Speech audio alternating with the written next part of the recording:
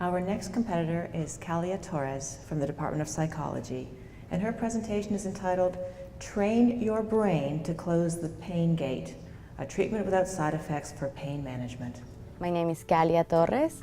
I was born and raised in Peru, so when I moved to America in 2001, I right away noticed that, it's very difficult for people that don't speak the language or they're not familiar with some of the cultural difference to navigate the healthcare system. So I've always been interested in medicine and health in general. I interview Spanish-speaking patients in Alabama, and I was able to learn about their pain management needs and what do they want from their doctors at the time of their visit. Obviously, one of the biggest things was the language barrier.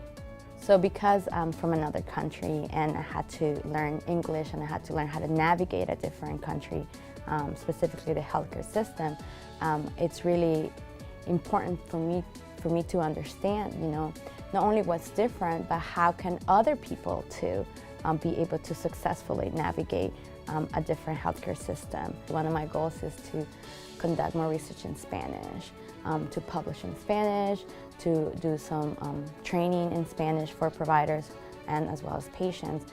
So knowing what I know and the experience that I've gotten and being from a minority background myself has given me that extra passion to pursue this line of research and continue focusing in disparities and figuring out, how can we minimize that gap. So I am very family-oriented.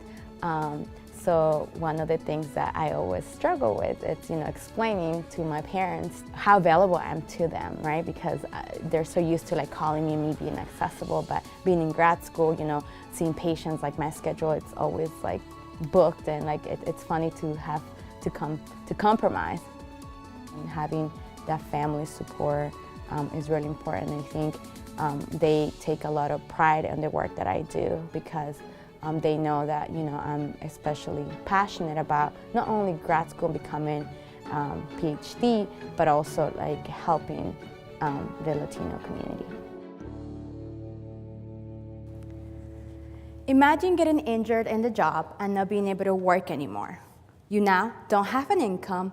You can't do the things you were able to do before, such as going up a flight of stairs, carry your groceries, or even cook your favorite meal because you can't stand at the stove for too long before feeling pain.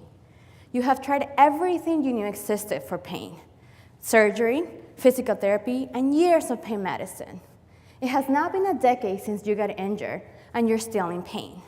This is a common story for many of the 25 million of Americans that suffer from chronic pain and are constantly trying to find the best regimen for their pain management. Having pain all the time can be very stressful. It can even affect your emotional functioning and sometimes cause depression. The burden of chronic pain is even worse for individuals of low socioeconomic status who often have lower education levels and face a number of challenges towards optimal health care.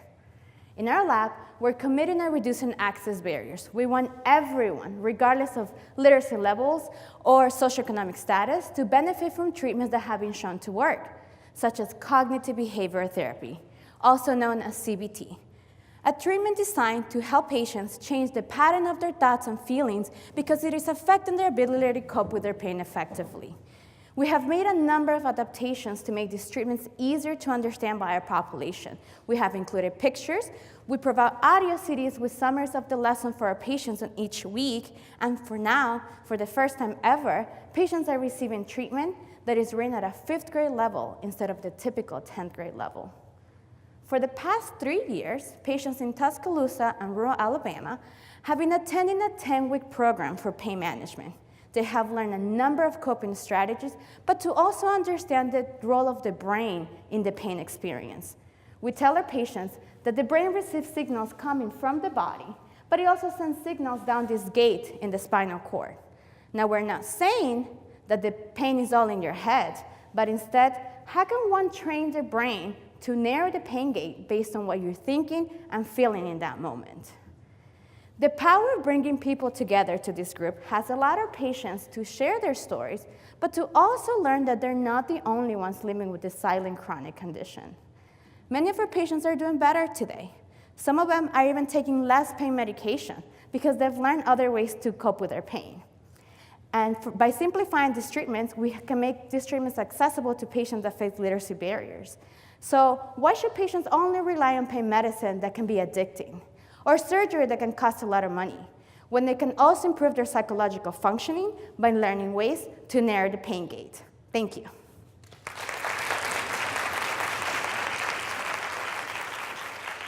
I think my pace was fine. I mean, when they give you that 30-second count, you start wondering, like, okay, I need to really make sure I cover everything I wanted to cover. But I think it went well.